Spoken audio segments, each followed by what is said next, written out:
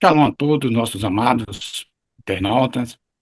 Shalom para o Rabino Shai, a Vera Mal com sua esposa, todos presentes nessa sala, Sinagoga Virtual Talmidei Torá. Hoje são 15 de ave do ano 5786, 29 de julho de 2026.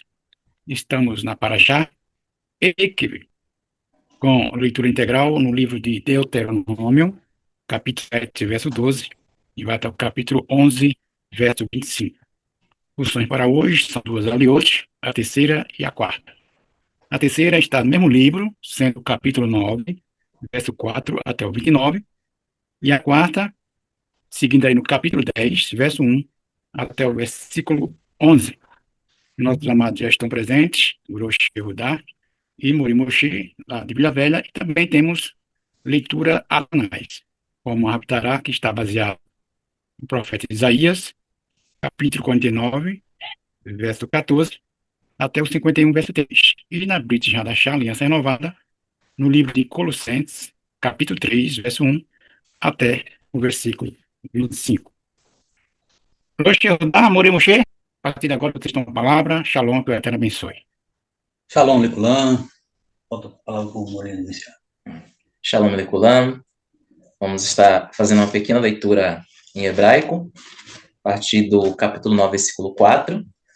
Al tomar melevane verra maharof Adonai Elohecha otam milifanecha lemor be'adzikate eviani Adonai lareshete ete haaretz hazot uverishiat hagoim haele Adonai morisham mi panecham lo betzidikatecha uveyosher levavecha atava lareshete eti artsam kiberishiat hagoim haele Adonai Elohecha morisham mipanecha ulemaan hakim eti hadavar asher nishbar Adonai la'avotecha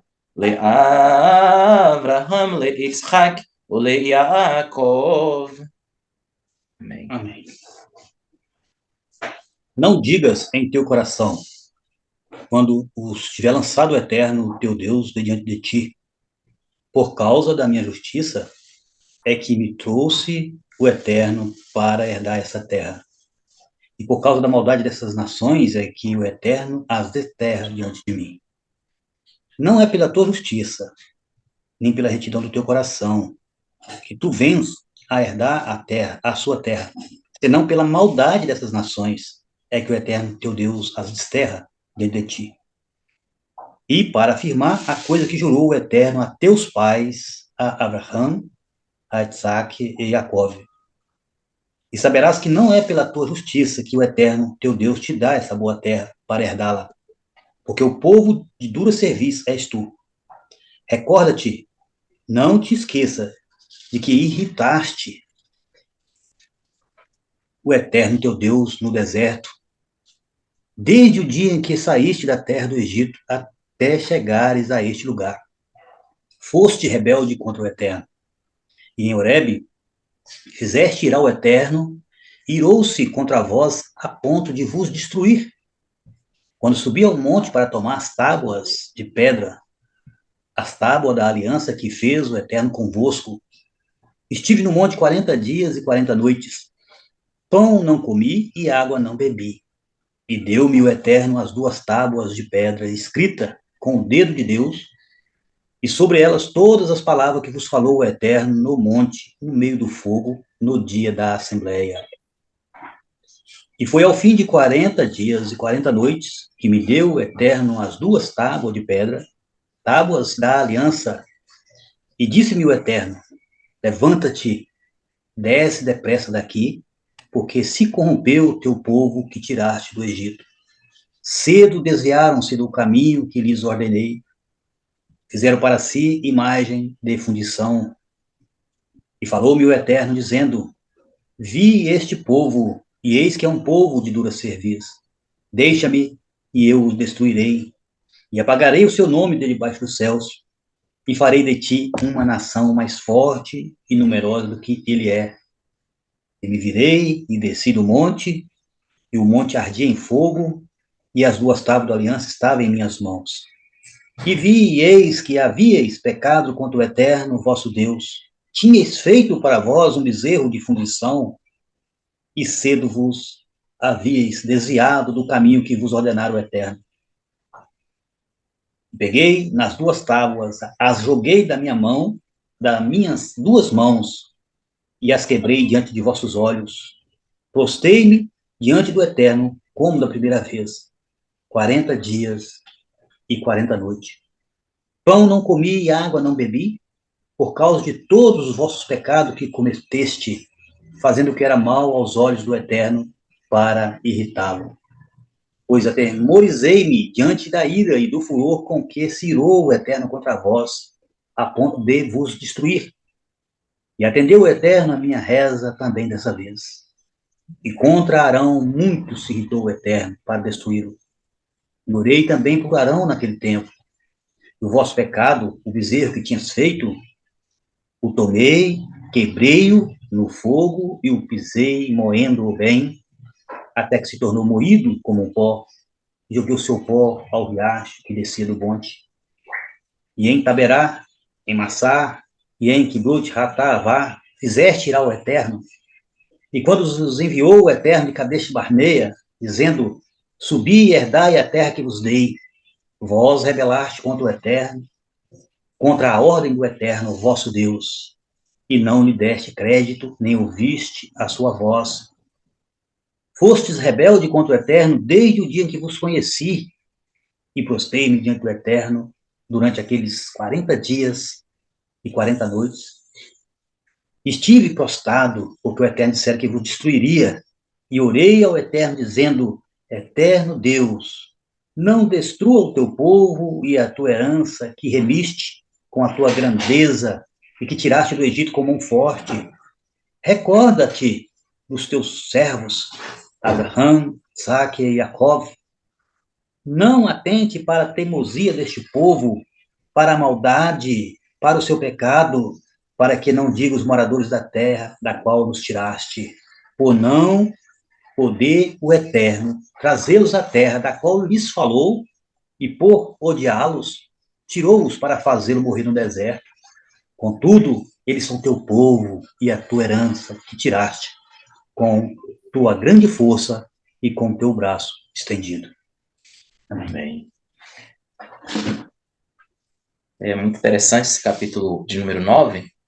Eu queria até retroceder um pouquinho ao versículo 1, quando o Eterno fala, no caso, Moshe fala para Israel, e diz, ouve, ó Israel, hoje passarás o Jordão para entrares a possuir nações maiores e mais fortes do que tu, cidades grandes e muradas até aos céus. Então é interessante que esse capítulo ele começa com uma palavra-chave, que é a palavra ouvir. Era muito importante essa expressão usada, Shema Israel, ou seja, ouça, ó Israel, porque esse ouvir não é apenas você perceber sons, mas ele tem um peso de obedecer, né, dar ouvido. Não apenas você ouvir algo e não guardar aquilo que é ouvido, ou não praticar aquilo que está sendo dito, mas vai muito além do simplesmente ouvir por ouvir. Então, é muito importante esse capítulo, que já vai iniciar justamente com essa primeira palavra hebraica, que seria a palavra Shema, e dá aquele tom de chamamento de atenção, né? Porque o verbo ele está num imperativo, então ele já vai chamar a atenção para aquilo que vai ser discorrido durante o que virá posteriormente. Então ele vai falar justamente algumas questões muito importantes, porque, como nós vamos ver, por exemplo, no versículo de número 3,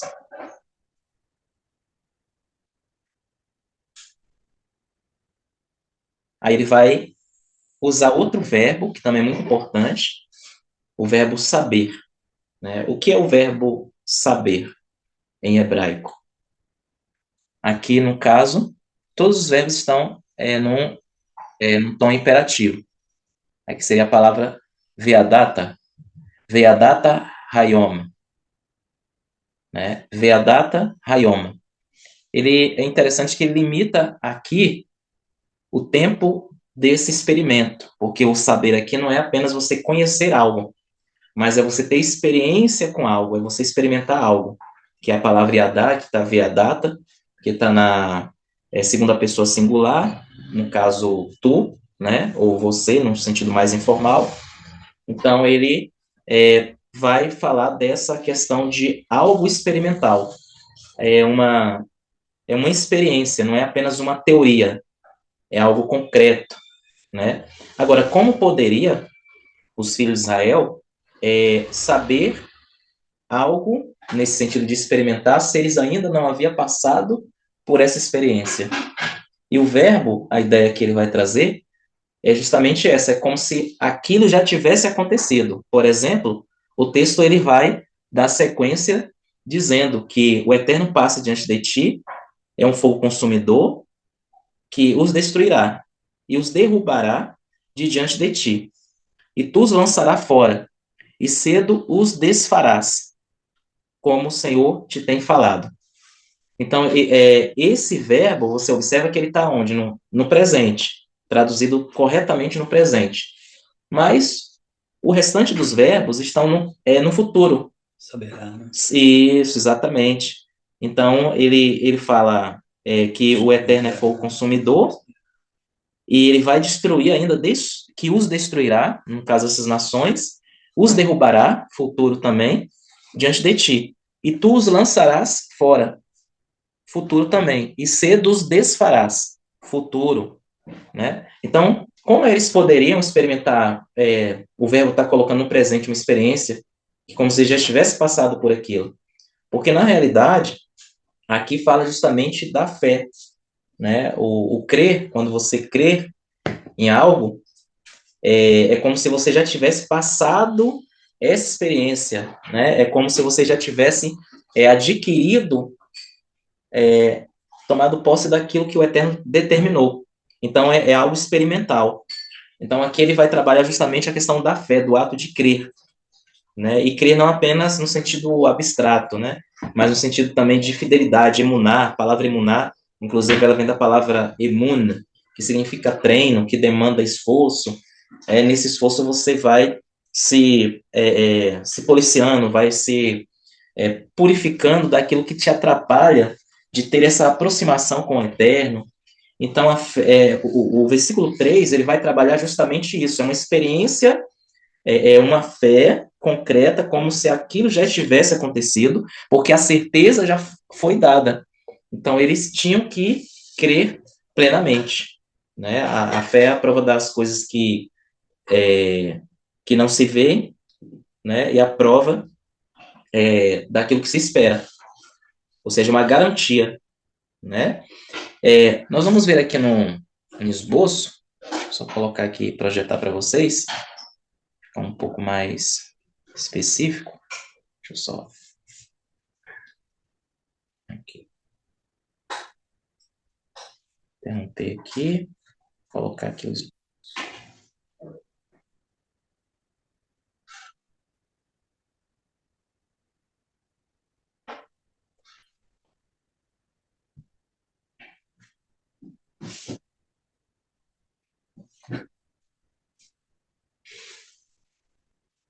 Então, isso fala de uma fé concreta, a certeza do acontecimento, que era como se já tivesse acontecido, né?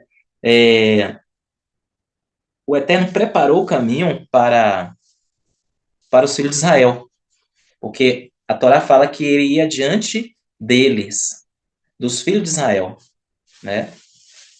Então, ele deixa claro, ele não vai ocultar os desafios, ele não vai amenizar no sentido de maquiar, né, os desafios que eles teriam, mas, de fato, ele colocou que as cidades eram cidades realmente fortificadas, e as cidades fortificadas, elas, como a Torá usa uma linguagem, né, figurada, que suas muralhas chegavam até o céu, é no sentido figurado, ou seja, eram imensas muralhas, muito altas, e então ele deixou claro que ali eram fortalezas praticamente, humanamente, intransponíveis, que não conseguiria ser derrubada, como a muralha de Jericó, que era uma muralha dupla, eram duas muralhas, uma externa, outra interna, e entre essas duas muralhas estava praticamente duas coisas, né? Na primeira parte tinha a torre de vigia, e na segunda parte, mais atrás, tinha as casas, né, uma espécie de avenida, mas o Eterno deu todo o direcionamento como eles deveriam conquistar, não meramente a força, mas aconteceram milagres, né? Então a palavra informa a Israel que eles possuiriam nações maiores e mais fortes do que eles. Ou seja, deixou bem claro, né? Porém, justamente para que essa realidade trazida, essa conscientização, para que eles não se apoiassem na sua própria força e se orgulhassem, né? E dissessem como a Torá ela vai trazer essa abordagem quando vocês entrarem, não é por causa da minha justiça ou por causa disso e daquilo, mas por causa da iniquidade dessas nações, né?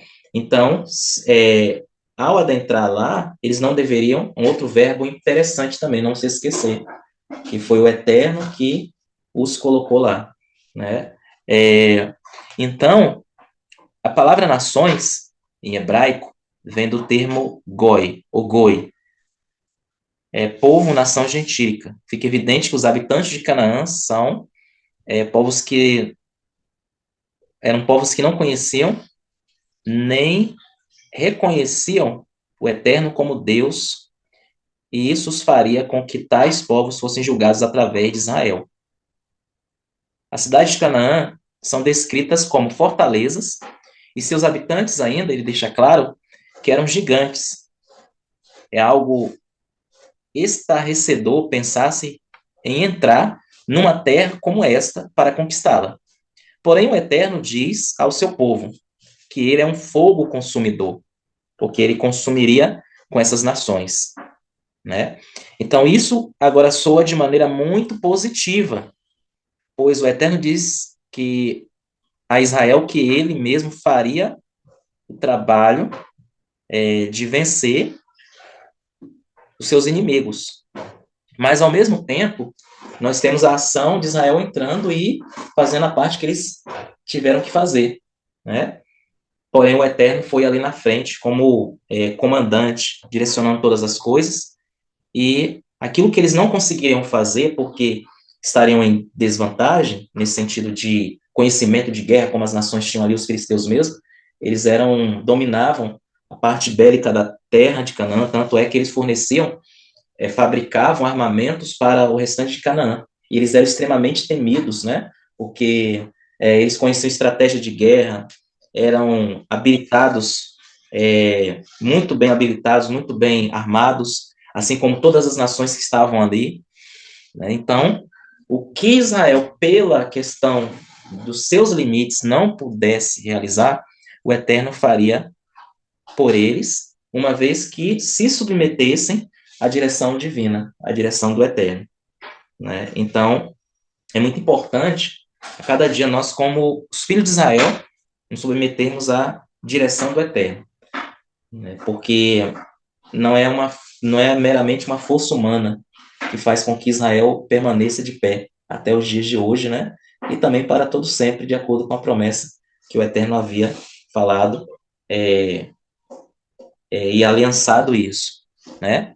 Então, quando a vitória final acontecesse, Israel não deveria julgar que tal vitória lhe sobreveio em virtude da sua bondade e justiça, mas isso aconteceria somente por causa de uma palavra que fora dita aos patriarcas, uma das outras questões também, né? É incrível como o Eterno prende-se à sua própria palavra, fazendo com que ela se cumpra de forma literal e pelos séculos a fio, né? Então, nós temos essa observação importante. Não era mérito meramente de Israel, essa entrada em Canaã. Nós vamos ver também aqui no versículo 5, em específico, ele fala assim: não é por causa da tua justiça, nem pela retidão do teu coração que entras a possuir a sua terra. Mas pela impiedade dessas nações, o Eterno teu Deus as lança fora diante de ti, para confirmar a palavra que o Eterno jurou a teus pais, Abraão, Isaac e Jacó. Né? Então, a palavra impiedade das nações, o termo hebraico usado é o verishat. O verishat significa na culpa, né? Elas eram culpadas pelas suas maldades. O termo usado em hebraico para jurar seria nishba. Nishba, no caso, nishba Adonai, o jurou eterno. Essa palavra vem de um numeral hebraico, que é o numeral Sheva. Sheva, 7.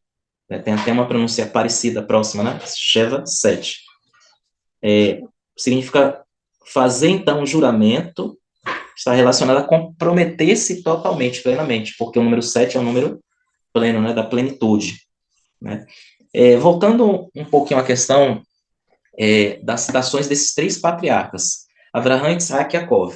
É muito repetido, né, essa expressão durante a Torá. Inclusive, é muito interessante que cada um desses patriarcas se tornaram um exemplo para Israel no seu relacionamento com o Eterno. Então, esse relacionamento ele foi construído, tá, por cada um deles, apesar de haver uma influência, por exemplo, de Isaac teve influência de Abraão, Jacó teve influência de Isaac, né? Mas cada um tinha que ter a sua própria experiência e também o seu próprio convívio pessoal com o Eterno, no seu dia a dia. Quando a Torá, por exemplo, eu vou voltar um pouquinho a um texto, que é o livro de Êxodo, existem outros textos também que falam sobre, usando essa expressão, Abraão, Isaac e Jacó. Vou colocar aqui em tela. Lá em Êxodo 3:6, que nós temos uma repetição bem pertinente a esses nomes. Vou projetar aqui. Êxodo 3:6 fala assim: e disse mais: eu sou o Deus de teu pai, o Deus de Abraão, o Deus de Isaac e o Deus de Jacó. E Moshe encobriu seu rosto porque temeu olhar para Deus. Essa expressão, Deus de Abraão, Deus de Isaac, Deus de Jacó, é uma expressão muito repetida. Agora, por que essa frase ela não foi mais sintetizada? Porque poderia ter dito, tinha essa opção, né, de colocar somente o Deus de Abraão, de Isaac, de Jacó. Porque essa palavra Deus está repetida para cada um deles. Era o mesmo Deus. E no hebraico está a mesma coisa como está em português. Né? Então ele fala, Vaiomer Anohi, Elohe Avicha. Ou seja, Vaiomer, e disse ele, Anohi, eu mesmo, eu, exclusivamente eu. Então esse Anohi, ele já dá a ideia de quê? De exclusividade, porque também está na primeira pessoa singular, né? E outra questão mais ainda é porque Anohi quase não aparece nas escrituras hebraicas, aparece muito pouco, porque é um eu específico, é um eu mais enfático, fala da exclusividade, a tradução assim, mais próxima seria eu mesmo, né? Exclusivamente eu, ou apenas eu e mais ninguém. É nesse sentido. Né? O ani é aquele eu mais geral, apenas para identificar a pessoa, a primeira, a segunda pessoa, né? Da segunda pessoa ou de outra pessoa. Mas o Anohi não. O Anohi, ele exclusivo, né? É exclusivo. Inclusive, ele é usado quando fala da saída dos filhos de Israel, na introdução ali dos 10 pronunciamentos, né? Onde o Eterno fala lá em Êxodo 22, 20, versículo 2, aí ele fala, Anohi Adonai Elohecha Hotzepirra, ou seja, eu sou o Eterno, eu exclusivamente sou o Eterno teu Deus, né, que te tirou, aí fala, né, Eretz Mitzrayim, ou seja, da terra do Egito, Então, é exclusivo. Então, aqui ele já está restringindo, ele está trazendo uma exclusividade plena mesmo. Logo, essa repetição não pode ser um Deus para cada um, porque o Anohi já cria essa exclusividade, até se tivesse o Ani, que está na primeira pessoa, né? Então, ele não diz nós, mas ele diz eu. Aí diz, Anohi Elohe Avirra, o Deus de teu pai. Aí repete novamente, ó. Elohe Abraham, mesma coisa, né? Elohe Abraham, o Deus de Abraham. Elohe Yitzhak, o Deus de Isaac, ou Yitzhak. Velohe Yaakov, ou seja, e o Deus de Yaakov. Ou seja, a mesma coisa que está no português está no hebraico.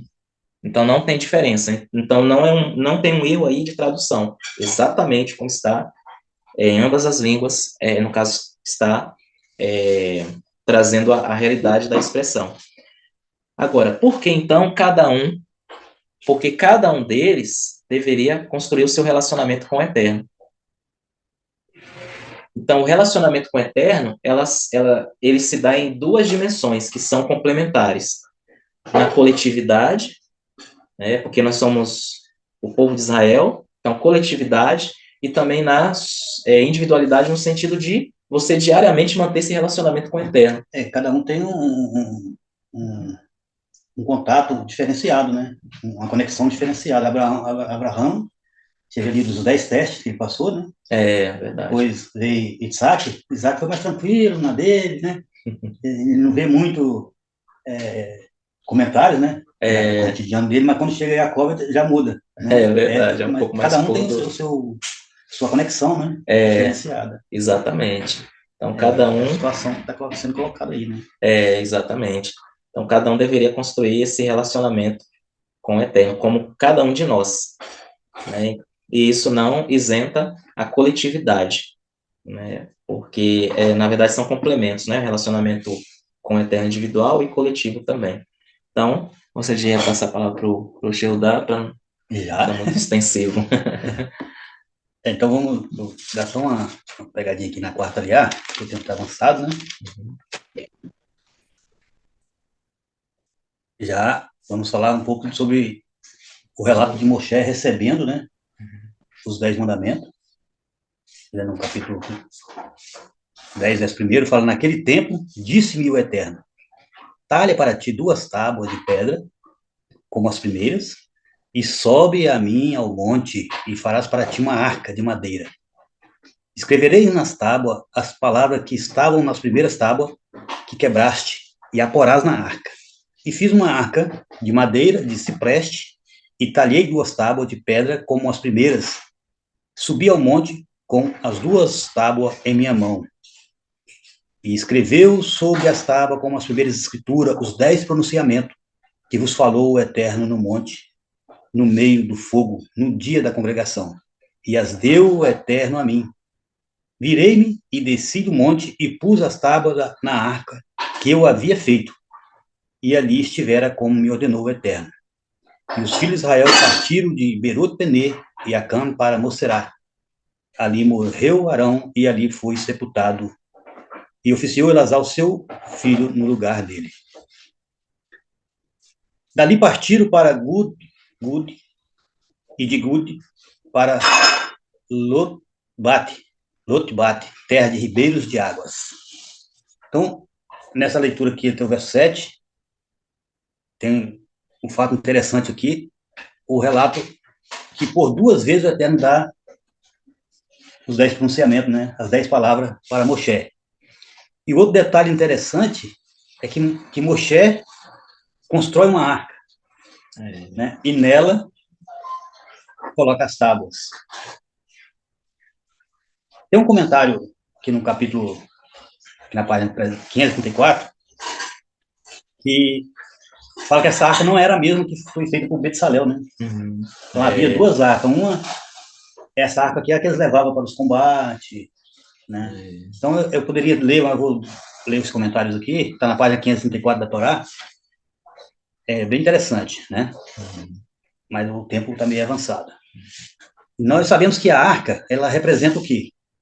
Representa o homem, né? A arca representa o homem. pois foi dentro dele que o Eterno colocou as suas palavras, dentro do homem. Lá no Salmista, no capítulo 119, verso 11, ele falou assim, ele diz assim, escondi a tua palavra no meu coração para não pecar contra ti, né?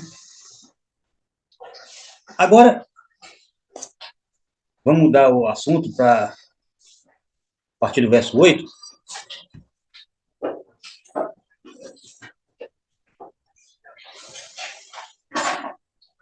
Sobre a tribo de Levi, né? Comentário sobre a tribo de Levi.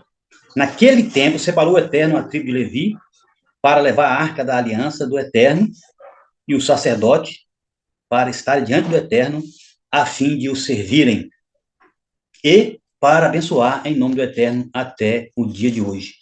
Portanto, não teve Levi parte nem herança com seus irmãos. O Eterno é a sua herança, assim como lhe falou o Eterno, teu Deus. Então, a informação nesse relato é que a tribo de Levi fora separada a fim de levar a arca da aliança. E para estar diante do Eterno, para, em seu nome, em nome do Eterno, abençoar o povo de Israel. Quando falamos da arca da aliança, estamos falando, na realidade, de um objeto visível, que representa a aliança feita entre Abraão e o Eterno. Aqui, a palavra aliança, no hebraico é brit, né? Que significa aliança, pacto com derramamento de sangue, né?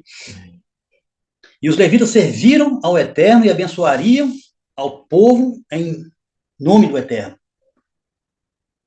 E para a palavra abençoar, no hebraico é barak, né? Que significa dar poder a alguém para ser próspero, bem-sucedido. Isso nos mostra que os levitas estariam encarregados de quê? De conduzir a arca, que representava a vida do homem, né? E eles deveriam, então, ministrar ao povo de Israel as palavras que liberariam poder, né? Prosperidade, sucesso, fecundidade em nome daquele que se tornaria para Israel o que Israel precisasse, né? Então, é também dito que os levitas não tinham herança entre as tribos. Então, a palavra herança, no hebraico, nahalá, significa herança, legado, possessão, né? Esse termo nos fala sobre um legado material, terreno. Então, os levitas não tinham, né? Eles não tinham parte em herança. Ou seja, a tribo de Levi não tinha bens materiais com o que se preocupar. O serviço dele era outro, né?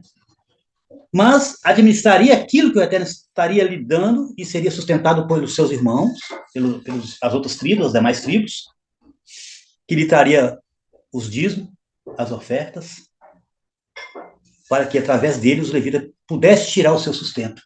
Né? Temos um tempinho. Então, os levitas não tinham herança, eles viviam do nascer, né? O que é o dízimo? Um ato de amor, um ato de gratidão, um ato de fidelidade a Hashem, né? Lá em Malaquias capítulo 3, verso 10, fala assim: trazei todos os dízimos à casa do tesouro, para que haja mantimento na minha casa, e depois fazei prova de mim, diz o Eterno dos Exércitos. Então, nós vivemos em um tempo, em uma época, em que muitas pessoas enxergam o dízimo como apenas dinheiro. No entanto, a palavra de Deus nos ensina que o dízimo é muito mais do que uma contribuição financeira. Ele representa a nossa confiança, aquilo que o Moshe estava falando, né? A emuná, né? Então, a nossa gratidão, a nossa fidelidade ao Eterno. O dízimo representa isso. Deus, Hashem, ele não precisa de dinheiro, mas ele manda você levar lá. Né? Ele não precisa de dinheiro, porque tudo pertence a ele. O dízimo existe para fortalecer a nossa fé e sustentar a obra de Deus. Né? Primeiro, devolver o dízimo. Você está reconhecendo que Deus é dono de tudo. E o que temos não foi conquistado apenas pela nossa força. Deus nos deu saúde, inteligência, capacidade, né? Oportunidade. As portas se abrem para nós trabalhar. Né? Então, quando devolvemos o dízimo, estamos nos dizendo o seguinte: Senhor, reconheço que tudo que tenho veio de tuas mãos. Né? E essa atitude demonstra a nossa humildade, a nossa dependência de Deus. Quando você recebe lá o seu salário, você faz suas contabilidades, né? Tira a sua parte, e você não lembra da primícia, você está falando o quê? É o que o Eterno falou na paraxá da terceira aliá. Não pensa que você tem um bom emprego, tem saúde, porque você é o cara. Né? Então, o dízimo é uma demonstração de fidelidade. E o que é fidelidade? Ser fiel não significa apenas contribuir quando está sobrando. Né? A fidelidade é colocar Deus em primeiro lugar. Você não fala Shivitida, não é Betamite? Aí na hora de contribuir, ele é o último. Né? Dízimo é primícia. Né? Então, quando somos fiéis nas pequenas coisas, Deus nos prepara para responsabilidades maiores. O Eterno honra aqueles que o honram. E Deus ama quem contribui com alegria. Lá em 2 Coríntios, capítulo 9, verso 7, Shaul Rachalia, o apóstolo Paulo ensina que Deus ama quem dá com alegria. Né? É verdade. Cada um dê conforme determinou em seu coração, não com pesar ou obrigação, pois Deus ama quem dá com alegria. No sentido, a decisão é pessoal. Você tem o livre-arbítrio. Né? Lá em Devani falou: esse põe diante de ti a benção, a vida e a morte, a benção e a maldição. Né? E ele fala assim: escolha a vida. Então, a decisão é pessoal. A oferta, ou a tzedakah, ou a primícia, deve vir de uma escolha livre de cada um. É verdade. Né? Sem obrigação. Não deve dar por peso, por tristeza ou por força. Você guarda o Shabat, porque você é forçado? Porque você sabe que o Shabat é o 7º dia, desde a criação, desde a saída do Egito, né? Agora, você não vai guardar forçado. Mas na hora de contribuir, puxa vida, você começa a pensar, né? Aí o Eterno já... né? Não se deve dar por peso, por tristeza e nem forçado. A alegria é o que importa. Deus se alegra de quem reparte as coisas com o coração feliz e satisfeito. Né? Isso nos mostra que Deus observa o coração antes de olhar para a oferta. Né? É o que ele viu lá em Caim, que ele viu lá em Abel. Né? Uma contribuição feita por obrigação, ela perde o seu valor, perde o seu verdadeiro significado. A alegria em contribuir nasce da gratidão por tudo o que Deus tem feito por nós. As bênçãos de Deus vão além de finanças. Quando Deus fala sobre abrir a janela do céu, lá no livro de Malaquias, né? Sua bênção não se limita a dinheiro. Ela pode ser vista na paz, Shalom Beit, né? Na paz dentro de sua casa, na sabedoria para tomar decisões, na saúde, no livramento, no crescimento espiritual, força para vencer as dificuldades. E a maior bênção é viver na presença de Deus. Né? Saber que Ele está conduzindo a sua vida em tudo. O dízimo não compra bênção. O dízimo não compra salvação. Somos salvos pela graça de Hashem, mediante o cumprimento das mitzvot, nos méritos de Yeshua HaMashiach, né? Na fé de que Yeshua é o nosso Mashiach. Tudo isso está envolvido, né? O dízimo é uma resposta de um coração agradecido. Que possamos ser fiéis, generosos, obedientes, não por obrigação, mas por amor ao Eterno. Na Parashá de Kitavô, antes na Parashá de Reê, fala, né, de dízimo, do dízimo ali, mas eu acho interessante, na Parashá de Kitavô, no Deuteronômio 26:13, existe uma declaração de fidelidade, declaração de emuná, né? Capítulo 26, verso 13 a 15. E dirás diante do Eterno teu Deus. Você vai dar o dízimo e vai fazer uma declaração, né? E aqui está um exemplo de uma declaração. Dirás diante do Eterno teu Deus, tirei o que é sagrado de minha casa, e também o dei ao levita, ao peregrino, ao órfão, à viúva, que está falando dos 3 dízimos, né? De acordo com o teu mandamento, que me ordenaste. Não mudei, não fiz com os teus preceitos. Fiz como os teus preceitos, e não me esqueci de abençoar-te. Não comi do segundo dízimo no primeiro dia de luto. Não comi dele em estado de impureza. Não troquei para fazer sepultamento de um morto. Ouvi a tua voz, ó Eterno, meu Deus. Fiz tudo o que me ordenaste. Olha, desde a habitação da tua santidade, desde os céus, e abençoa o teu povo, Israel, e a terra que nos deste, como juraste a nossos pais, terra que emana leite e mel. Então, quando devolvemos o que é sagrado, aquilo que não nos pertence, estamos honrando a Deus, estamos trazendo bênção para todo o povo de Israel, né? E hoje, o Eterno nos convida a confiar nele, de todo o nosso coração. Que cada um de nós examine a sua vida diante do Eterno e decida servi-lo com fidelidade, reconhecendo que tudo pertence a ele.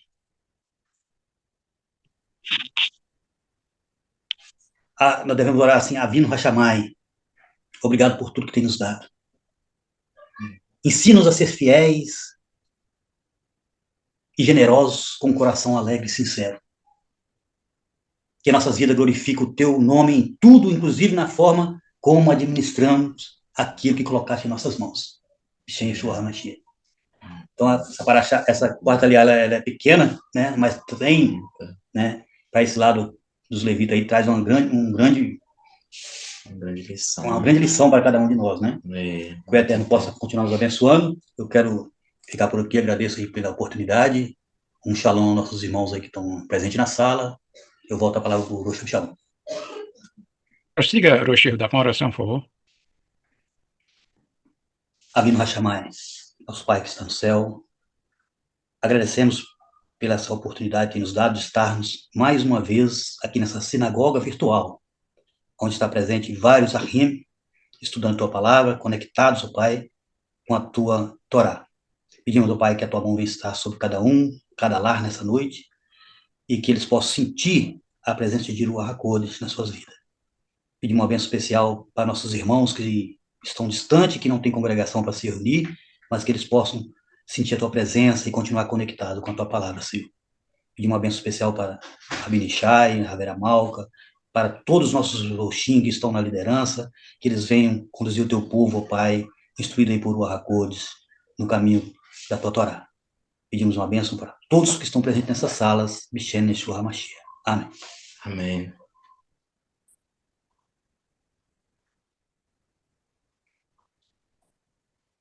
Gravação encerrada. Ok.